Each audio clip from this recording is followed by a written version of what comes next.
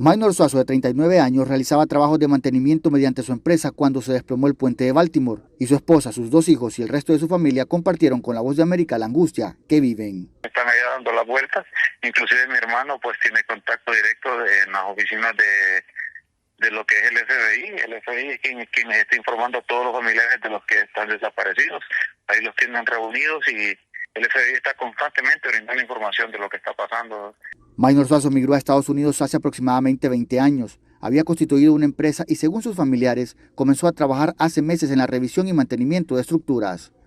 La Cancillería hondureña confirmó que una delegación de funcionarios consulares se desplazó desde Washington para asistir a su familia.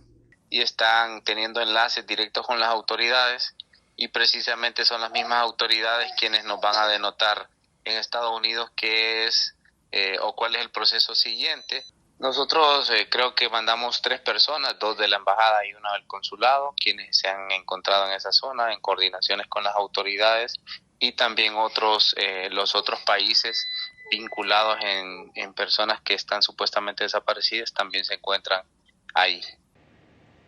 La familia no descarta en los próximos días solicitar una visa humanitaria que les permita viajar a los Estados Unidos.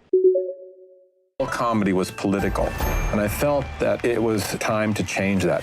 Steve Martin has just taken the big leap onto the big screen. I was launched into the stratosphere. I was scared out of my mind. One wild and crazy guy gets 2 documentaries. Steve Martin, a documentary in 2 pieces from Oscar winner Morgan Neville, is broken into then about his early struggles and rise to fame, and now about the success and happiness of his later years. Steve Martin, a documentary in 2 pieces, debuts Friday on Apple TV+. La visita del presidente de Ecuador, Daniel Noboa, liderando un operativo de las Fuerzas Armadas y la policía en uno de los sectores más violentos de Guayaquil y del país, evidencia que el conflicto armado interno está lejos de terminarse.